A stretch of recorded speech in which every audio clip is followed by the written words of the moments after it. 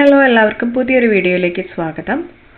PSC പരീക്ഷകളിൽ സ്ഥിരമായിട്ട് ചോദിച്ചു കാണുന്ന സയൻസ് ഭാഗത്തു നിന്ന് ചോദിക്കുന്ന ഒരു ചോദ്യമാണ് വൈറ്റമിൻസിനെ കുറിച്ചിട്ട്. വൈറ്റമിൻസിൻ്റെ A to Z കാര്യങ്ങൾ നമ്മൾ ഈ വീഡിയോയിലൂടെ ഡിസ്കസ് ചെയ്യുന്നുണ്ട്.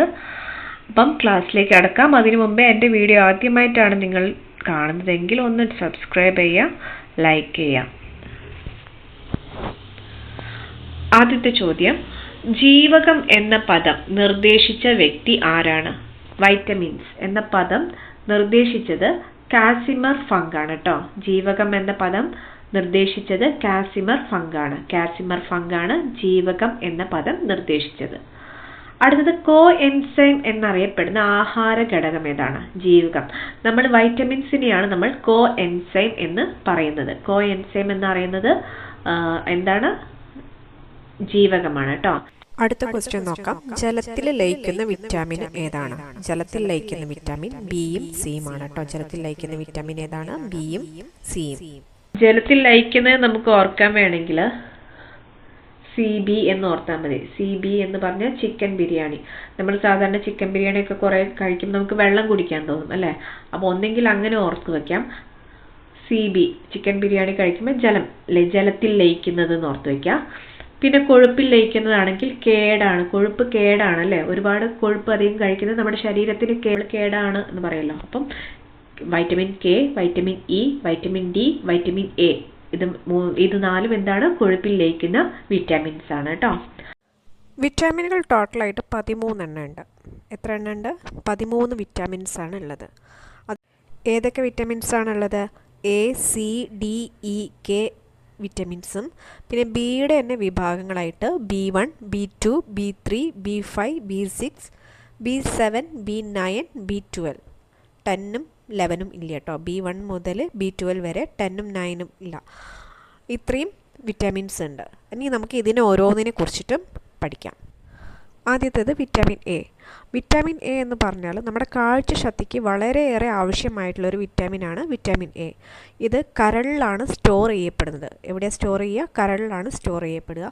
അതേപോലെ ധാരാളം നമ്മുടെ പച്ചക്കറികളിലും പ്രത്യേകിച്ച് ഇലക്കറികളിലും അതേപോലെ പാലിലും ഈ വിറ്റാമിൻ A ഒരുപാട് ഉണ്ടാവും കേട്ടോ.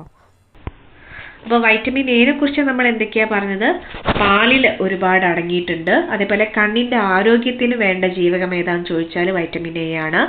അതേപോലെ ഇലക്കറികളിലും ധാരാളം അടങ്ങിയിട്ടുള്ളതും വൈറ്റമിൻ A ആണ് കേട്ടോ. അടുത്തത് പ്രോ വൈറ്റമിൻ A എന്നറിയപ്പെടുന്നത് ബീറ്റ കരോട്ടിൻ ആണ്. പ്രോ വൈറ്റമിൻ A എന്നറിയപ്പെടുന്നത് ബീറ്റ കരോട്ടിൻ ആണ് കേട്ടോ. ഈ ബീറ്റ കരോട്ടിന്റെ രൂപത്തിലാണ് ഈ വൈറ്റമിൻ A നമ്മുടെ ശരീരത്തിലേക്ക് എത്തുന്നത്. ബീറ്റ കരോട്ടിന്റെ രൂപത്തിലാണ് വൈറ്റമിൻ A നമ്മുടെ ശരീരത്തിലേക്ക് എത്തുന്നത്. എങ്ങനെയാണ്? ബീറ്റ കരോട്ടിന്റെ രൂപത്തിലാണ്. പിന്നെ ഇനി നമുക്ക് വൈറ്റമിൻ B യെ കുറിച്ചിട്ട് നോക്കാം. അരിയുടെ തവിടില് ധാരാളമായിട്ട് അടങ്ങിയിരിക്കുന്ന വിറ്റാമിൻ ആണ് ഈ വിറ്റാമിൻ B1. B1 എന്ന് പറഞ്ഞാൽ തയാമിൻ ആണ് കേട്ടോ. അതിന്റെ കെമിക്കൽ നെയിം ആണ് തയാമിൻ. അരിയുടെ തവിടില് ഏറ്റവും കൂടുതൽ അടങ്ങിയിരിക്കുന്ന വിറ്റാമിൻ ഏതാണ്? വിറ്റാമിൻ B1 ആണ് കേട്ടോ. അതേപോലെ പാലിന് നേരിയ മഞ്ഞ നിറം നൽകുന്ന വിറ്റാമിൻ ആണ് വിറ്റാമിൻ B2. വിറ്റാമിൻ B2നെ നമ്മൾ റൈബോഫ്ലാവിൻ എന്ന് പറയും. അപ്പം B1 ആണ് അരിയുടെ തവിടിൽ അടങ്ങിയിരിക്കുന്നത്. അതേപോലെ പാലിന് നേരിയ മഞ്ഞ നിറം നൽകുന്നത് വിറ്റാമിൻ B2 ആണ്. ജീവകം H എന്നറിയപ്പെടുന്നത് ജീവകം B7 ആണ്. വൈറ്റമിൻ B7നെയാണ് നമ്മൾ വൈറ്റമിൻ H എന്നറിയപ്പെടുന്നത് B7 ആണ് കേട്ടോ. വൈറ്റമിൻ H എന്താണ്? B7 ആണ്. പ്രോ വൈറ്റമിൻ A എന്നറിയപ്പെടുന്നത് ബീറ്റ കരോട്ടിൻ ആണ്. ഓർത്ത് വെക്കുക, മാറിപ്പോകരുത്. വൈറ്റമിൻ H എന്നറിയപ്പെടുന്നത് വൈറ്റമിൻ B7 ആണ്. അതേപോലെ വിറ്റാമിൻ B2 ആണ് സൂര്യപ്രകാശത്തിന്റെ സാന്നിധ്യത്തിൽ നഷ്ടപ്പെടുന്ന വിറ്റാമിൻ. സൂര്യപ്രകാശത്തിന്റെ സാന്നിധ്യത്തിൽ നഷ്ടപ്പെടുന്ന വിറ്റാമിൻ ഏതാണെന്ന് ചോദിച്ചാൽ ഏതാ ആൻസർ? വിറ്റാമിൻ B2 ആണ് കേട്ടോ. അതേപോലെ കൊബാൾട്ട് അടങ്ങിയിരിക്കുന്ന വൈറ്റമിൻ ഏതാണ്? ജീവകം B12 ആണ്. B12 ആണ് കൊബാൾട്ട് അടങ്ങിയിരിക്കുന്ന ജീവകം. കൊബാൾട്ട് വൈറ്റമിൻ B12ലാണ് ഉള്ളത് കേട്ടോ.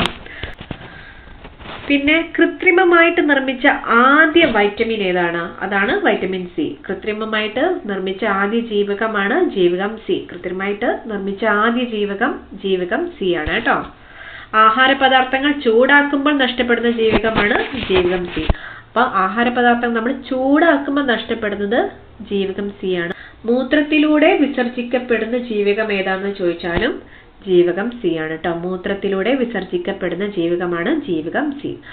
മുറിവുണങ്ങാൻ കാലതാമസം എടുക്കുന്നത് ഏത് ജീവകത്തിന്റെ കുറവ് മൂലമാണ്? ജീവകം സി. മുറിവുണങ്ങാൻ കാലതാമസം എടുക്കുന്നത് ഏത് ജീവകത്തിന്റെ കുറവ് മൂലമാണ്? ജീവകം സിയുടെ മൂലമാണ് കേട്ടോ.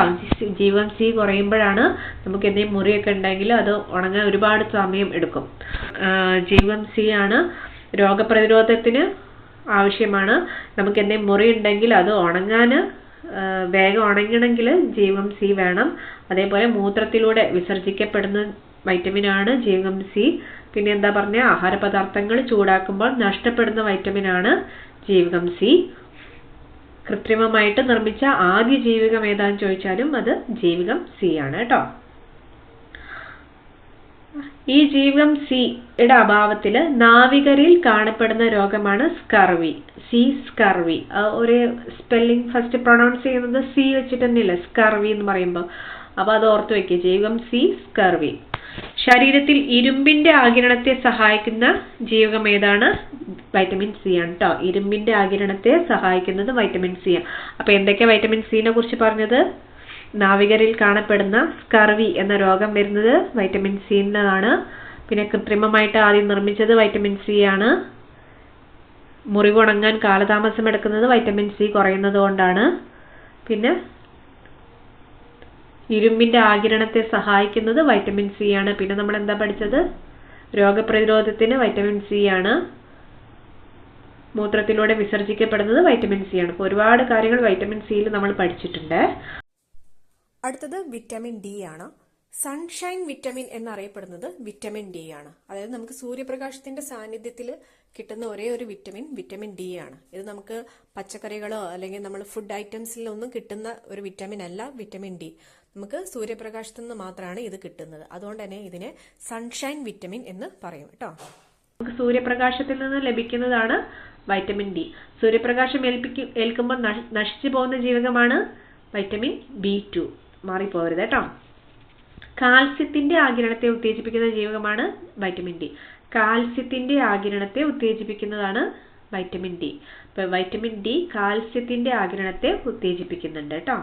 ഇരുമ്പിന്റെ ആഗിരണത്തിന് സഹായിക്കുന്നതാണ് ഏത്? Vitamin C. വൈറ്റമിൻ സി ഇരുമ്പിന്റെ ആഗിരണത്തിനാണ്. കാൽസ്യത്തിന്റെ ആഗിരണത്തിന് സഹായിക്കുന്നതാണ് വൈറ്റമിൻ ഡി. മാറിപ്പോകരുത്. ഭക്ഷ്യവസ്തുക്കളിൽ നിന്ന് ലഭിക്കാത്ത ജീവകം ഏതാണെന്ന് ചോദിച്ചാലും ജീവകം ഡി ആണ്. ഭക്ഷ്യവസ്തുക്കളിലൂടെയല്ല നമുക്ക് വൈറ്റമിൻ ഡി ലഭിക്കുന്നത് സൂര്യപ്രകാശത്തിൽ നിന്നാണ് കേട്ടോ. അടുത്തത് പല്ലിന്റെയും എല്ലിന്റെയും വളർച്ചയ്ക്ക് ആവശ്യമായ ജീവകം ഡി ആണ്. പല്ലിന്റെയും എല്ലിന്റെയും വളർച്ചയ്ക്ക് നമുക്ക് ജീവകം ഡി ആവശ്യമാണ് കേട്ടോ. ജീവകം ഡിയുടെ 2 രൂപങ്ങളാണ് ജീവകം D2ഉം D3യും. D2നെ നമ്മൾ എർഗോസ്റ്റിറോൾ എന്നും D3നെ കോൾകാൽസിഫെറോൾ എന്നും പറയും കേട്ടോ. കോൾകാൽസിഫെറോൾ എന്നും പറയും.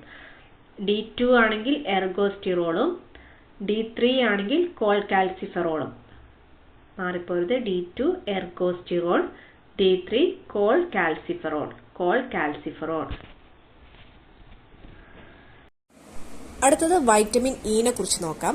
വൈറ്റമിൻ ഇ എന്ന് പറഞ്ഞാൽ നമ്മുടെ ഹൃദയത്തിന്റെ ആരോഗ്യത്തിന് വളരെ അത്യാവശ്യമായിട്ടുള്ള ഒരു വിറ്റമിനാണ് വൈറ്റമിൻ ഇ. ഹൃദയത്തിന്റെ ആരോഗ്യത്തിന് ആവശ്യമായിട്ടുള്ള വിറ്റമിനാണ് വിറ്റമിൻ ഇ. ഈ വിറ്റമിൻ ഇ നമ്മൾ ബ്യൂട്ടി വിറ്റമിൻ എന്നും ഹോർമോൺ വിറ്റമിൻ എന്നും അതേപോലെ ആന്റി സ്റ്റെറിലിറ്റി വിറ്റമിൻ എന്നിങ്ങനെയൊക്കെ അറിയപ്പെടുന്നുണ്ട്. എന്തൊക്കെയാണ്? ബ്യൂട്ടി വിറ്റമിൻ, ഹോർമോൺ വിറ്റാമിൻ, അതേപോലെ ആന്റി സ്റ്റെറിലിറ്റി വിറ്റാമിൻ. ഇങ്ങനെ 3 രീതിയിൽ ഈ വിറ്റാമിൻ ഇ അറിയപ്പെടുന്നുണ്ട്. ഈ വിറ്റാമിൻ ഇ ആണ് എന്ത്? ഹൃദയത്തിന്റെ ആരോഗ്യത്തിന് ആവശ്യമായിട്ടുള്ളത്. അതുകൂടാതെ മുട്ടയുടെ മഞ്ഞയിൽ ഒരുപാട് അടങ്ങിയിരിക്കുന്ന വിറ്റാമിനാണ് വിറ്റാമിൻ ഇ.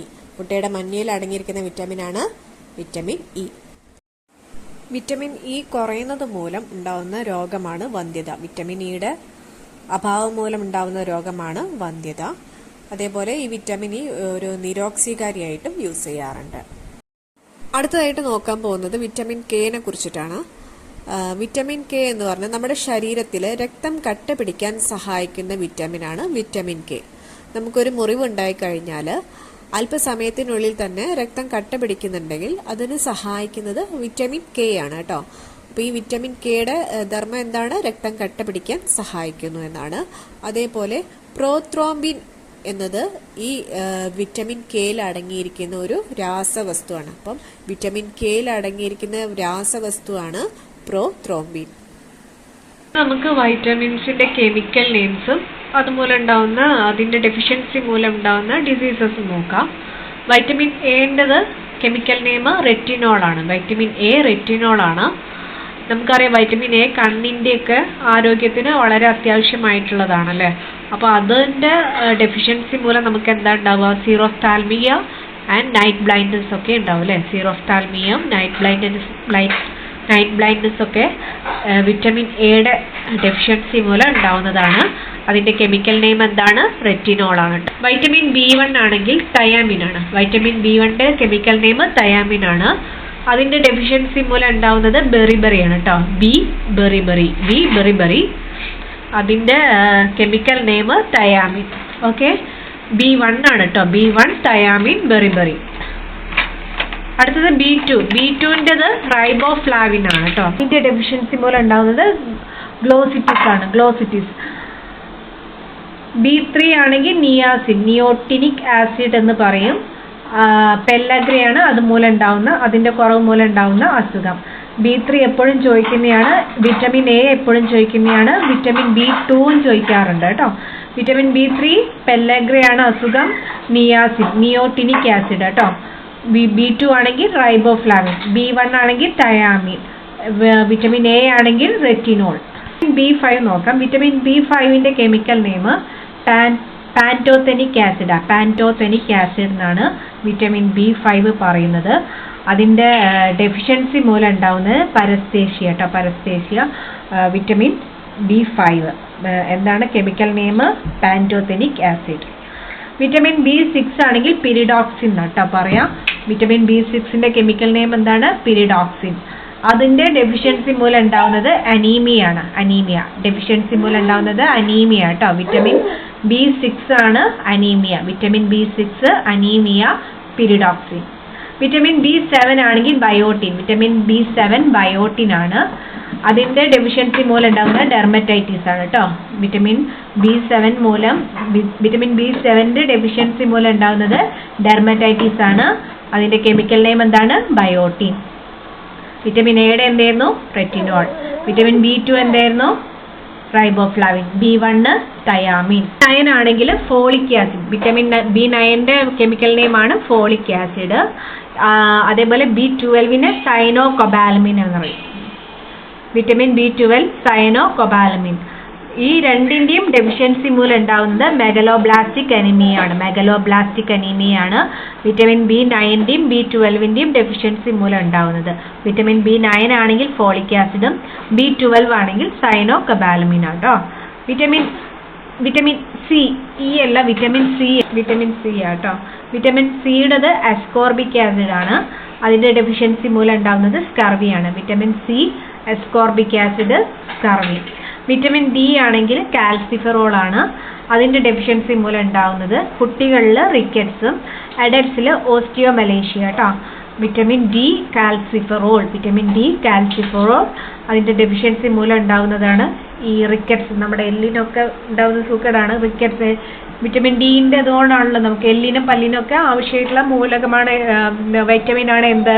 വിറ്റമിൻ ഡി അല്ലേ. അപ്പോൾ വിറ്റമിൻ ഡിയുടെ ഡെഫിഷ്യൻസി മൂലം റിക്കറ്റ്സും ഓസ്റ്റിയോമലേഷ്യ, എല്ലൊക്കെ ഇങ്ങനെ നുറുങ്ങി പോകുന്ന അങ്ങനത്തെയൊക്കെ സൂക്കേടാണത്, റിക്കറ്റ്സും ഓസ്റ്റിയോമലേഷ്യയും. വിറ്റമിൻ ഇ ആണെങ്കിൽ ടോക്കോഫിറോൾ ആണ് കേട്ടോ. വിറ്റമിൻ ഇയുടെ കെമിക്കൽ നെയിം ടോക്കോഫിറോൾ ആണ്.